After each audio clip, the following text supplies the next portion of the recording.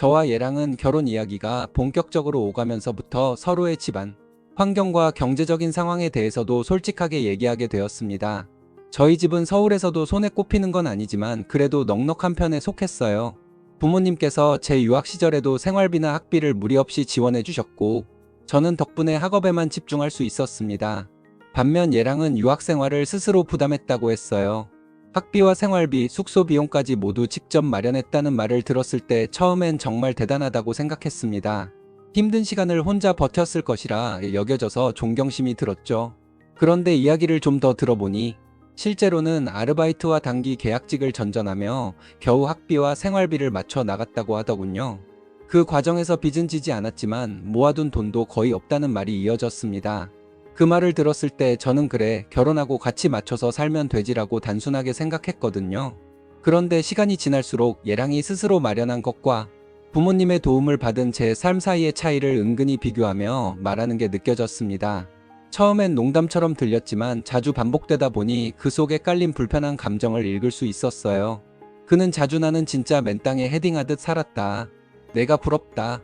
이런 식으로 얘기하더군요. 그때까지만 해도 저는 그 말이 단순한 하소연이나 자기 인생 이야기를 공유하는 것이라고 여겼습니다.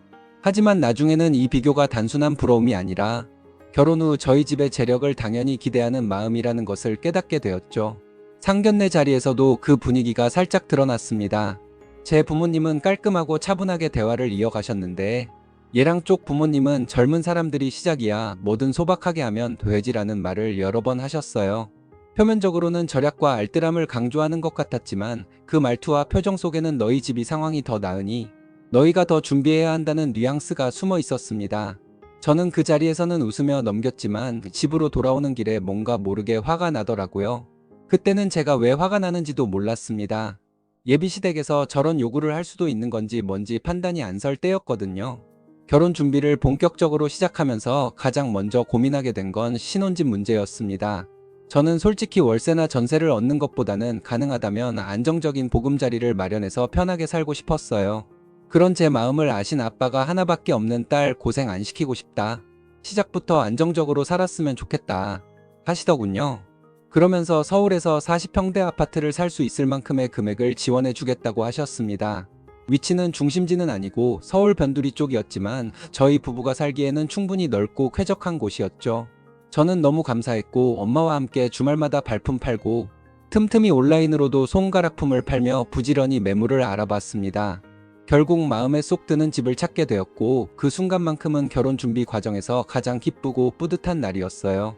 그런데 막상 계약을 앞두고 알아보니 집을 제 명의로 바로 구입하면 증여세가 어마어마하게 나온다는 걸 알게 됐습니다. 세무사에게 상담까지 받아보니 지금 상황에서는 아빠 명의로 사는 게 맞다고 하더군요. 그래서 아빠 명의로 계약을 하고 나중에 제가 직접 벌어서 돈을 모은 뒤 증여세를 내고 제 명의로 돌리는 걸로 가족끼리 합의했습니다. 저희끼리는 아무 문제 없었고 앞으로의 계획도 분명했기에 마음이 편했습니다. 그러던 어느 날 평소처럼 출근 준비를 마치고 회사로 향하던 길이었어요. 지하철역으로 걸어가고 있는데 모르는 번호로 전화가 걸려왔습니다. 처음엔 스팸 전화인가 했지만 혹시나 싶어 받았죠. 그런데 전화를 건 사람은 다름 아닌 예비시모였습니다. 평소에도 전화로 길게 대화를 나눈 적이 거의 없었기에 순간 조금 놀랐어요. 예비시모는 다짜고짜 이렇게 물었습니다. 집은 구한 거니? 어디에, 어떤 집으로 구한 거니? 저는 최대한 예의를 지키며 대답했어요. 네, 어머니. 저희 부모님께서 크게 도와주셔서 감사하게도 집 잘 구했어요. 그런데 돌아온 말이 참 기가 막혔습니다. 참고로 여자가 잘해야 집이 잘 된다. 순간 이게 무슨 소리지? 싶어 네? 하고 되물었더니 예비시모가 본론을 꺼내더군요. 집 명의는 내 명의로 했니? 저는 사실대로 아니요. 저희 아버지 명의로 했어요. 나중에 제 명의로 하기로 했고요. 라고 답했습니다. 그러자 예비시모의 목소리가 단단해지더니 이런 말을 쏟아냈습니다. 남녀가 부부가 되면 내 거 따지는 거 아니다. 너희 아버지한테 공동명의로 돌려달라 말해라. 결혼하면 모든 게 공동재산이지 이게 뭔 일이니? 그 말에 저는 정말 말문이 막혀버렸습니다. 아직 결혼도 안 했는데 심지어 제 부모님이 주신 집을 공동명의로 돌리라는 요구라니 순간 등골이 서늘해지더군요. 저는 일단 더 이상 통화를 이어가고 싶지 않아 네 알겠습니다 하고 형식적으로 마무리한 뒤 바로 얘랑에게 전화를 걸었습니다. 그리고 방금 있었던 통화 내용을 하나하나 다 얘기하며 이게 말이 되는 소리냐고 따졌어요. 그런데 얘랑의 대답은 제 기대와 완전히 달랐습니다. 결혼하면 남자 쪽을 따르는 게 맞지. 당연히 우리도 이름 올려야지. 저는 순간 귀를 의심했죠. 아니, 내가 집을 해가면 나머지는 너희 쪽에서 준비하는 게 맞지 않냐 하고 물었더니 얘랑은 아무렇지도 않게 남자가 혼수를 해가면 그게 무슨 망신이냐. 주위에서 알면 나는 뭐가 되냐. 일단 혼수를 내가 다 해오면 나중에 줄게 라고 말하더군요. 그 말을 듣는 순간 진짜로 머리가 띵하고 다리가 풀려서 한동안 길 위에서 멈춰 서 있었습니다. 얘랑의 입에서 그런 말이 나오는 순간 머릿속이 복잡해졌습니다. 이게 정말 얘랑 본인의 생각일까? 아니면 예비시모가 평소에 주입하듯 가르쳐서 그대로 읊는 걸까? 하는 의심이 들었어요. 우리가 연애할 때만 해도 오빠는 늘 남녀는 평등해야 한다. 데이트 비용은 반반이 맞다 이런 얘기를 했었죠. 그 말들이 다 진심인 줄 알았는데 막상 결혼 이야기가 나오니까 그 모든 말들이 그냥 보여주기 식이었나 싶더군요. 그래서 저는 100번 양보하는 마음으로 마지막 제안을 했습니다. 좋아. 내가 혼수를 다 해갈게. 대신 오빠가 집값의 절반을 내. 그렇게 말했어요. 그게 부부로서 최소한의 균형이라고 생각했거든요. 그런데 돌아온 대답은 나 돈 없어였습니다. 순간 허탈함과 분노가 동시에 밀려왔습니다. 돈도 없으면서 부모님이 사주신 제 집을 공동명의로 하자는 말은 어떻게 그렇게 뻔뻔하게 할 수 있는 건지 저는 결국 단호하게 말했습니다. 나는 어쨌든 말도 안 되는 건 받아줄 마음이 없으니 당분간 연락하지 말고 지내자. 그리고는 전화를 끊어버렸어요. 그 후로부터 제 핸드폰은 불이 나기 시작했습니다. 얘랑과 예비시모에게서 전화가 쉴 틈 없이 걸려왔죠. 처음에는 몇 번 울리다가 꺼버렸지만 결국 전화기를 꺼야 할 정도였습니다. 저는 회사에 도착해서 하루 종일 그 일을 생각하며 마음을 진정시켰어요. 퇴근길에 다시 핸드폰 전원을 켜니 그때부터가 더 심각했습니다. 부재중 전화가 수십 통, 문자와 카톡이 폭탄처럼 쏟아져 있더군요. 특히 예비시모의 메시지는 읽는 것만으로도 혈압이 오를 정도였습니다. 내가 한 말에 마음이 상한 거냐? 내가 한 말 틀린 거 하나도 없다. 어디 가서 물어봐라. 여자가 남자 위에 서려고 하면 안 된다. 라는 문구부터 시작해서 상견례까지 한 사이에 어른 전화를 피하는 건 어디서 배워먹은 버릇이냐는 말까지 읽는 내내 숨이 턱턱 막히고 손이 떨렸습니다. 그 순간 확실히 느꼈어요. 이건 단순한 의견 차이나 가치관의 문제가 아니라 나와 내 가족을 대하는 기본적인 태도와 인격의 문제라는 걸 말이죠. 얘랑은 그 후에도 끊임없이 메시지를 보냈습니다. 연락 좀 해줘. 기분 상했어? 일단 만나서 대화로 풀자. 원래 결혼 준비하면서 다들 다투고 그런다더라. 그러니 만나서 대화를 해보자. 이런 톡들이었어요. 읽을 때마다 점점 더 기가 막혔습니다. 저는 이미 그의 말 속에서 문제의 본질을 피하고 단순한 결혼 준비 스트레스 정도로 치부하려는 속내가 그대로 보였거든요. 결혼이란 건 평생을 함께할 사람과 가치관과 생활 방식을 맞춰가는 건데 그 중요한 자리에서 저와 제 가족을 대하는 태도가 이렇게 비뚤어져 있으면 아무리 대화를 해도 소용없다고 느꼈죠. 결국 저는 집에 돌아가서 부모님께 모든 이야기를 처음부터 끝까지 상세하게 말씀드렸습니다. 예비시모가 했던 말 하나하나 얘랑이 보여준 태도까지 빠짐없이 전했죠. 아빠는 말씀을 들으시자마자 얼굴이 굳어지셨습니다. 그리고 단호하게 말씀하셨어요. 결혼 없었던 걸로 해라. 너 하나밖에 없는 딸을 이런 집안에 보낼 수는 없다. 그 목소리에는 분노와 실망이 섞여 있었어요. 그 순간 제 마음 한켠이 이상하게도 시원해졌습니다. 하지만 엄마는 조금 다르게 반응하셨어요. 그래도 식장까지 다 잡아놨는데 한 번은 만나서 얘기를 해보는 게 좋지 않겠니? 하고 조심스럽게 말씀하시더군요. 아빠는 여전히 탐탁치 않은 표정이셨지만 결국 엄마의 의견을 받아들이셨습니다. 부모님 두 분 다 저를 걱정하는 마음은 같았지만 접근 방식이 다른 거였죠. 저는 그 자리에서 얘랑에게 문자를 보냈습니다. 내일 만나자. 시간은 오후 3시. 짧고 단호하게 보냈어요. 그런데 문자 전송 버튼을 누르자마자 바로 전화가 걸려왔습니다. 저는 그 전화를 받을 생각이 없었어요. 이미 할 말은 내일 만나서 하기로 했고 통화로는 또 감정 소모만 할 게 뻔했거든요. 그래서 전화는 무시했고 그는 계속 전화를 걸어왔습니다. 결국 저는 귀찮고 피곤해서 전화기를 꺼버렸네요. 다음날 아침 출근길에 제 머릿속은 온통 전날 보낸 문자와 오늘 저녁 약속 생각뿐이었습니다. 평소라면 업무에 집중할 수 있었겠지만 그날은 하루 종일 컴퓨터 화면만 멍하니 바라보다가 시간을 보냈어요. 동료들이 무슨 얘기를 하는지조차 잘 들리지 않았습니다. 이게 정말 결혼 준비 과정에서 생긴 단순한 갈등일까? 아니면 내가 지금 중요한 신호를 보고 있는 걸까? 머릿속이 계속 복잡하게 돌아갔죠. 그렇게 하루를 겨우 버티고 퇴근 시간이 되자 심장이 쿵쾅거리기 시작했습니다. 회사 앞에 부모님이 와 계셨습니다. 두 분 모두 표정이 굳어 있었고 아무 말 없이 차에 올라타 약속 장소로 향했어요.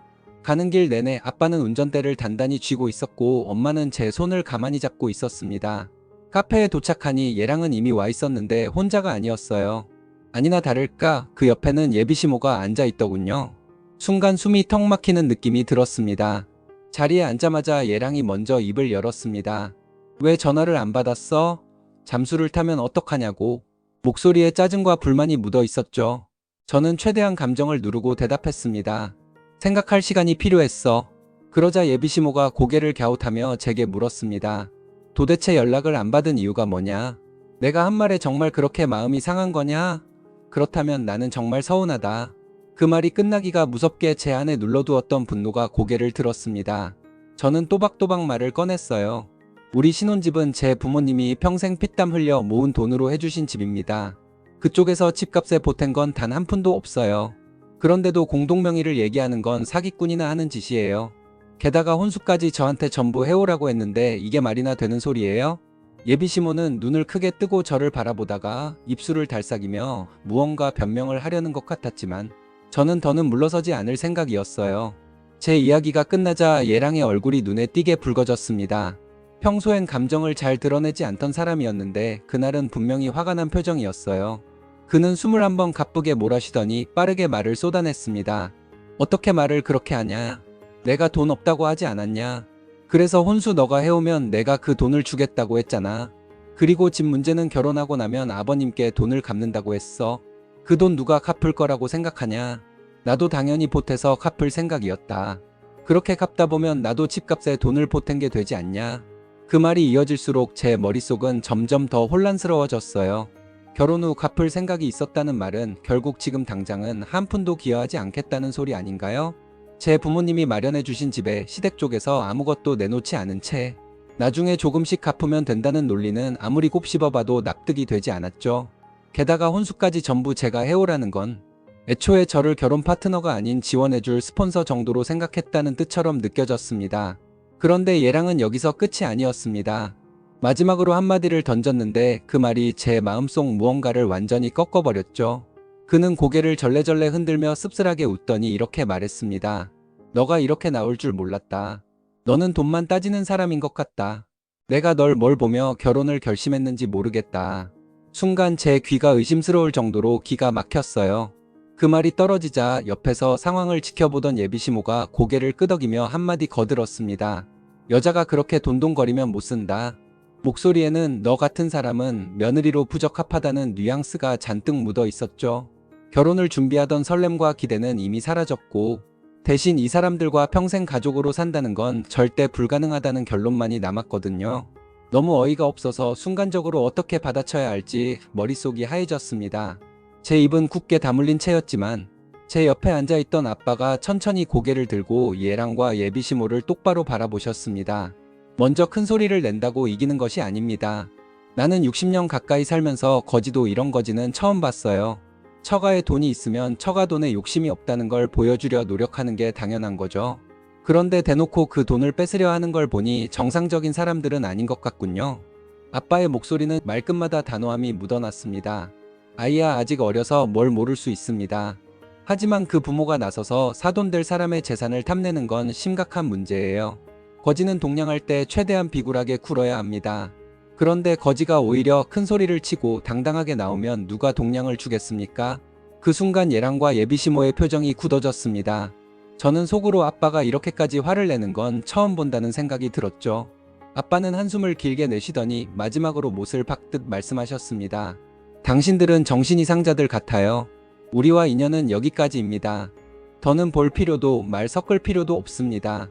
그 말과 함께 아빠는 의자에서 일어나셨고 저와 엄마를 향해 가자 하고 짧게 말씀하셨습니다. 그 단호한 한마디가 마치 법정에서 판결이 내려진 것처럼 그 자리를 완전히 정리해 버리더군요. 얘랑은 뭔가 변명이라도 하려는 듯 입술을 달싹였지만 아빠의 등을 향해 아무 말도 하지 못했습니다. 저는 그 순간 속이 뻥 뚫리는 것처럼 시원한 느낌이었어요. 집에 오는 길에 저는 뒷좌석에 조용히 앉아 창밖만 바라봤습니다. 가로등 불빛이 스쳐 지나가는 걸 멍하니 보고 있으니 아까 그 자리에서 있었던 말들이 머릿속에서 계속 울리더군요. 답답한 마음에 깊게 숨을 내쉬다가 결국 부모님께 고개를 돌려 작은 목소리로 말씀드렸습니다. 제가 사람을 잘못 봐서 이런 일이 생긴 것 같아요. 정말 죄송합니다. 제 목소리가 떨려서 스스로도 얼마나 마음이 복잡한지 느껴졌어요. 작정하고 사기치려고 덤비는 사람한테는 당하게 돼 있는 거다. 내가 잘못 본 게 아니라 저쪽이 본색을 드러낸 거다. 그러면서 창밖을 한번 내다보시고는 이어서 말씀하셨죠. 결혼 전에 저것들이 저 모양인 걸 알아서 다행이다. 만약 결혼하고 아이까지 낳은 다음에 저렇게 본색 드러냈으면 그땐 내가 발을 빼고 싶어도 못 뺐을 거다. 그 말에 저는 고개를 끄덕이며 정말 맞는 얘기다라는 생각이 들었습니다. 다른 한쪽에서는 그래도 끝내길 잘했다는 안도감이 조금씩 자리 잡더군요. 집에 거의 도착할 즈음 제 핸드폰이 진동했습니다. 화면을 보니 얘랑이 보낸 문자였어요. 며칠 뒤면 우리 아버지 생신이다. 그때 와서 우리 엄마 일손 좀 돕고 예쁨 좀 떨면 엄마 화 풀릴 거다. 좀 노력해줘라. 난 너랑 꼭 결혼하고 싶고 평생 함께하고 싶다. 한 줄 한 줄 읽을수록 어이가 없어 웃음만 나왔습니다. 대체 어느 부분에서 이런 사람과 평생을 함께 해야겠다는 생각을 했던 건지 제 자신이 이해가 안 됐죠. 저는 잠시 문자를 쥐고 있다가 천천히 답장을 썼습니다. 나는 더 이상 인연을 이어가고 싶지 않다. 우리 아빠 말씀대로 미친 사람들과 어울리며 같이 미쳐가고 싶지 않다. 오빠와 오빠 엄마에게 맞는 여자를 만나라. 보내기 버튼을 누른 순간 마음속에 묵혀있던 무거운 돌덩이가 조금은 굴러나가는 것 같았습니다. 잠시 후 핸드폰 진동 소리가 나더군요. 화면을 보니 이번엔 예비시모였습니다. 순간 설마 하는 마음으로 문자를 열었는데 역시나 제 예상에서 한치도 벗어나지 않았어요. 내가 그렇게 기가 새서 우리 땡땡이가 기죽어 살겠다. 곧 시아버지 생신이니 그때 와서 일이나 거들어라. 이 한 줄을 읽는 순간 웃음인지 한숨인지 모를 소리가 제 입에서 새어나왔습니다. 대체 이 사람들은 무슨 생각으로 사는 건지, 인간관계에서 최소한의 예의라는 게 존재하기나 하는 건지 알 수 없었어요. 그렇게 거지 취급을 당한 게 기분도 안 나쁘시냐? 나는 거지의 정신이상자들과는 더 이상 엮이고 싶지 않다. 나이 많은 사람이라 지금은 존댓말을 해주고 있지만 인간 같지 않은 것들한테는 나이 불문하고 쌍욕도 한다. 다음에 나한테 연락을 할 때는 쌍욕을 먹을 각오로 해야 할 것이다. 글을 쓰면서 손끝이 조금 떨렸지만 한 글자 한 글자 또박또박 눌렀습니다. 이건 단순한 화풀이가 아니라 더 이상 이런 사람들과 나를 연결짓지 않겠다는 마지막 경고였거든요. 그 답장을 보내고 나니 갑자기 모든 퍼즐 조각이 맞춰지는 기분이 들었습니다. 돌아보면 얘랑과 예비시모는 마치 이렇게 말하는 것 같았어요. 난거지야. 정말 난거지야.